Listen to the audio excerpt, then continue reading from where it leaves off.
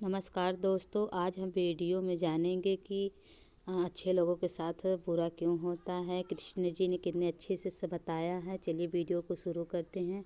आपके साथ बुरा ही होता है, अच्छे कर्म का फल आपको ही दोष देने लगते हैं, भले चाहे आप कितना अच्छा करने की कोशिश क्यों ना कर लें। दोस्तों, इसका उत्तर भगवान विष्णु ने नारद जी को दिया है। दोस्तों, एक दिन की बात है, भगवान विष्णु वैकुंठ लोक में बैठे हुए होते हैं। तभी नारद जी नारायण नारायण करते हुए जप करते हुए वैकुंठ लोक पहुंच जाते हैं। भगवान विष्णु अपने भक्त नारद को देखकर प्रसन्न होते हैं और कहते हैं, हे बस आज तुम अवश्य ही कुछ महत्वपूर्ण समाचार लेकर आए हैं। नारद जी कहते हैं, हे प्रभु, आप तो सर्वज्ञाता हैं, आपसे क्या छिपा हुआ है। आप अंतर्यामी हैं, आप तो सब कुछ पहले से ही जानते हैं। मैं आपको क्या समाचार दे सकता हूँ। भगवान विष्णु जी कहते हैं, हे वत्स, फिर तुम इतनी शीघ्रता से किस कारण से आए हो। नारद जी कहने लगते हैं, हे प्रभु, आप सब कुछ जानते हैं और किस कारण से आया हूँ यह भी आपको पता है।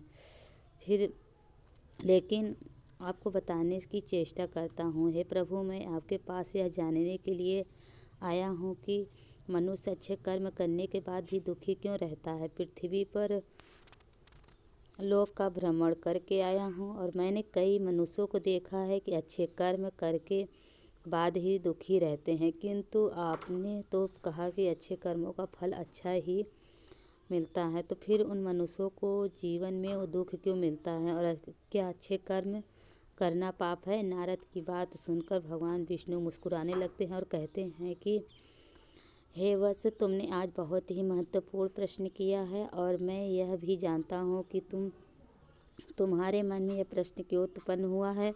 मैं तुम्हारी शंका का समाधान अवश्य करूँगा। इस प्रश्न का उत्तर बताने से पहले तुम्हें एक कथा सुनाता हूँ। इस कथा को तुम ध्यान से सुनना, तुम्हें तुम्हारे सभी प्रश्नों के उत्तर मिल जाएंगे।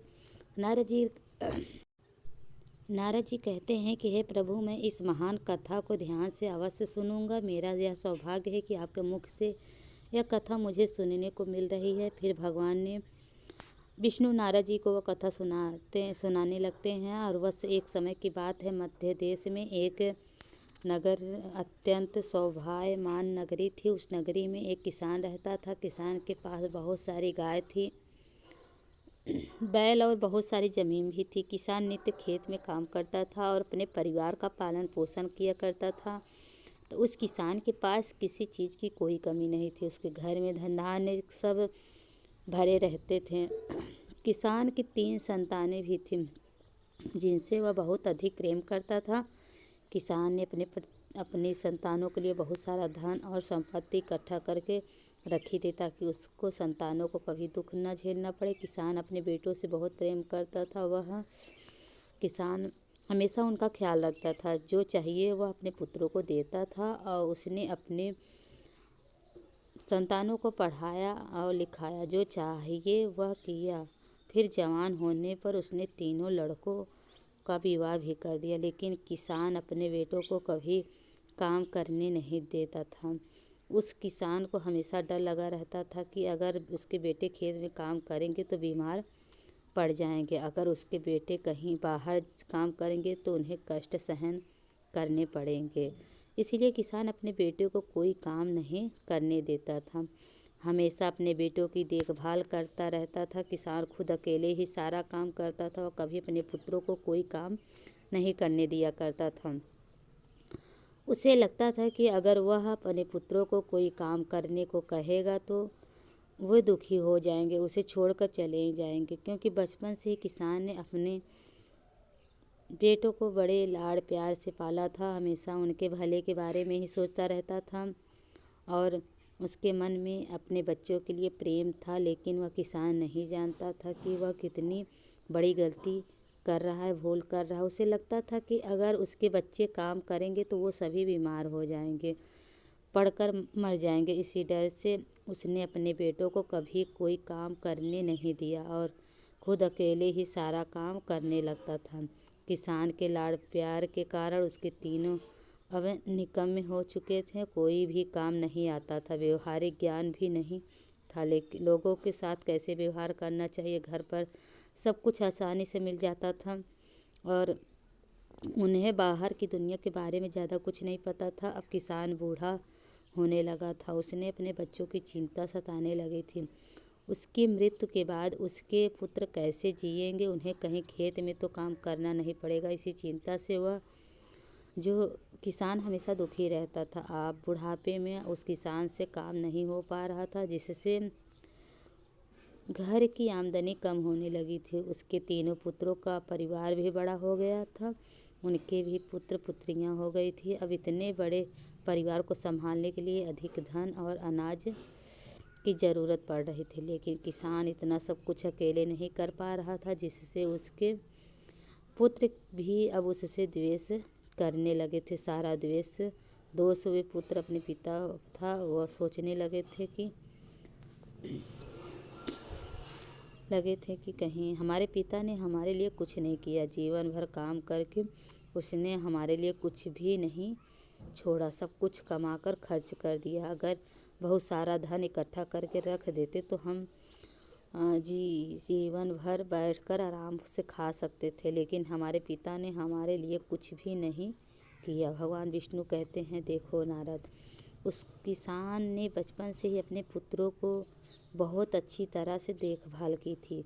उसने उनकी हर मांग पूरी की, उन्हें जो चाहिए वो दिया था, वह सब कुछ दिया था। उसने कभी भी कोई काम करने नहीं दिया था, सारा काम वो अकेले ही करता था। उसने अपने बेटों को कभी कोई कष्ट होने नहीं दिया करता था। उसने अपने बेटों के लिए हमेशा अच्छा ही करने की कोशिश की थी। उसने कभी उनका बुरा नहीं सोचा था, लेकिन इतना सब कुछ होने के बावजूद भी उस किसान के पुत्र उसे भला बुरा ही कहने लगे थे।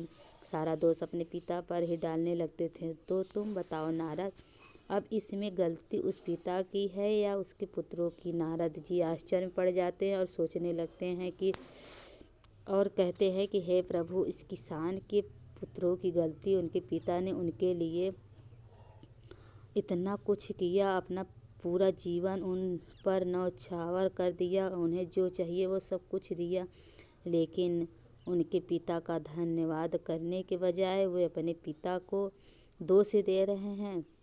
फिर भगवान विष्णु जी कहते हैं, नहीं नारद, इसमें उस किसान के पुत्रों की कोई गलती नहीं है। नारद जी कहते हैं, वह कैसे प्रभु? भगवान विष्णु जी कहते हैं, हे नारद, मैं तुम्हें समझाता हूँ, अब तुम ध्यान से सुनो। ये बस सभी पक्षी एक सुरक्षित घोंसला में बनाकर अंडे देते हैं ताकि कोई शिकारी उन्हें ना खा सके। जब अंडों से बच्चे बाहर निकलते हैं तो वह पक्षी उन छोटे छोटे बच्चों को भोजन लाकर देते हैं। वही पक्षी बहुत मेहनत करता है, इधर उधर भटकता है और अपनी छोछा अन्न भर कर लाता है, उस घोंसले में बैठे बच्चों को मुंह में लाकर डालता है। लेकिन कुछ दिनों के बाद वह छोटे बच्चे बड़े होने लगते हैं, उनके पर निकल आते हैं और वे उड़ने की कोशिश करने लगते हैं। धीरे धीरे वे सभी उस घोंसले को छोड़कर उड़ने लगते हैं। तभी पक्षी उन बच्चों को अन्न की तलाश करना सिखाता है। फिर वे बच्चे खुद उड़कर जाते हैं और भोजन को ढूंढकर खाने लगते हैं। उसके बाद वह पक्षी कभी अपने बच्चों के लिए भोजन नहीं लाता है। ठीक उसी प्रकार से नारद, उस किसान ने अपने बच्चों को लालन पालन करके उनके साथ अच्छा व्यवहार किया, किंतु उसने अपने लड़कों को अपाहिज बना डाला था। बालक 5 वर्षों तक लालन पालन करना चाहिए, 10 वर्षों तक उसका ताड़न करना चाहिए, 10 वर्षों के बाद उसके साथ मित्रों की तरह व्यवहार करना चाहिए और जवान हो जाने पर उस कार्य में लगा देना चाहिए। लेकिन उस किसान ने अपने बच्चों को असली और निकम्मा बना डाला। उसने अपने पुत्रों के साथ अच्छा करने को सोचकर उनके जीवन का विनाश कर डाला। इसमें सारा दोष तो उस किसान पर ही जाएगा ना।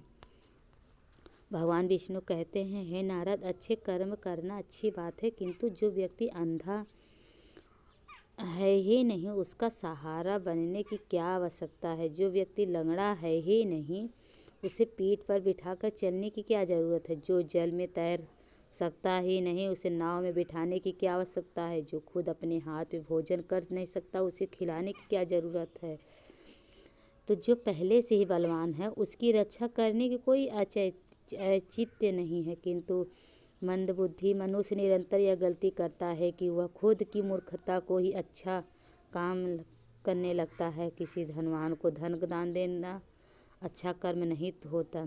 अच्छा कर्म वही होता है जहाँ उसकी ज़रूरत होती है। कोई व्यक्ति अंधा है तो उसे मार्ग पर चलने में मदद करना अच्छा काम हुआ होता है। किसी गरीब व्यक्ति को धन का तथा अन्न का दान करना अच्छा कर्म होता है। किसी कमज़ोर व्यक्ति की रक्षा करना अच्छा कर्म होता है। लेकिन लोग पृथ्वी लोक पर मनुष्य ऐसे लोगों की मदद करते हैं जिन्हें मदद की ज़रूरत ही नहीं होती है और सोचता है कि उसने अच्छा काम किया है। इसी कारण से वे सदैव दुखी रहने लगता है।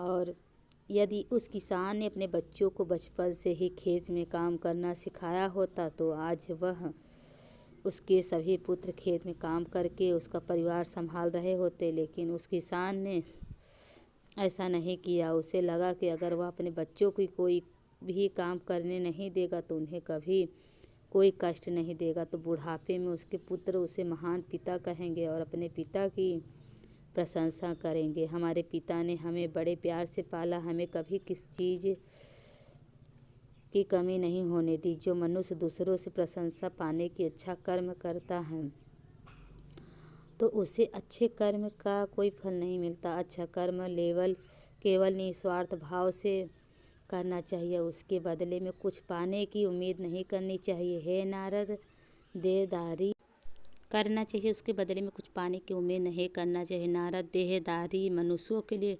पुरुषार्थ की कर्म है, उसे पुरुषार्थ अवश्य ही करना चाहिए। व्रत उपवास का भी समय सीमा निर्धारित होती है। जिसने व्रत समय का व्रत होता है उतना ही वह समय दान व्रत करना चाहिए, तभी व्रत का फल मिलता है। व्रत का समय समाप्त होने पर व्रत करने से कोई लाभ नहीं मिलता। एकादशी का व्रत एकादशी ही किया जाता है, अन्य दिन नहीं किया जाता है।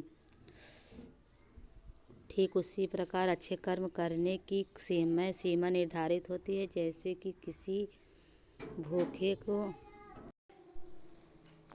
को उसका पेट भरने तक ही भोजन खिलाया जा सकता है, किंतु उसका पेट उसे भोजन देने से वह व्यर्थ हो जाएगा। इसलिए जिसे जितनी मदद की आवश्यकता है उसकी केवल उतनी ही मदद करनी चाहिए, वह अच्छा कर्म होता है। किसी प्यासे के प्यास बुझाने तक ही उसे पानी पिलाना चाहिए। प्यास बुझ जाने पर उसे पानी नहीं पिलाया जा सकता। ठीक उसी प्रकार वैसे ही किसी की मदद करते हैं तो उसको जितनी मदद की ज़रूरत है उतनी ही करनी चाहिए। उससे अधिक मदद करने से पर वह व्यर्थ हो जाती है। जिसको मदद की ज़रूरत ना हो वह मनुष्य उसकी मदद करता है तो इससे उस मनुष्य का स्वार्थ छिपा होता है। लोग दूसरे लोगों की बहुत ज़्यादा मदद करते हैं, उन्हें आवश्यकता ना होता है, लोग दूसरे की उनकी मदद कर देते हैं, फिर बदले में उनसे मदद की उम्मीद लगाए बैठते हैं, जिससे उनके द्वारा किए गए अच्छे कर्म का सारा फल व्यर्थ ही हो जाता है। फिर नारद जी को सब कुछ समझ में आ जाता है और वे कहने लगते हैं, हे प्रभु, आप धन्य हैं। आपने अच्छे कर्म और उसके फलों का जो महत्वपूर्ण ज्ञान दिया है वह समस्त मानव जाति के कल्याण के लिए अत्यंत उपयोगी है। तो दोस्तों, इस प्रकार से भगवान विष्णु ने नारद जी को अच्छे कर्मों का अर्थ बताया है। और आपको यह कथा कैसे लगी कमेंट करके ज़रूर बताइएगा। अगर यह जानकारी अच्छी लगे तो वीडियो को लाइक ज़रूर करें। कमेंट में जय श्री हरि कृष्ण ज़रूर लिखिएगा।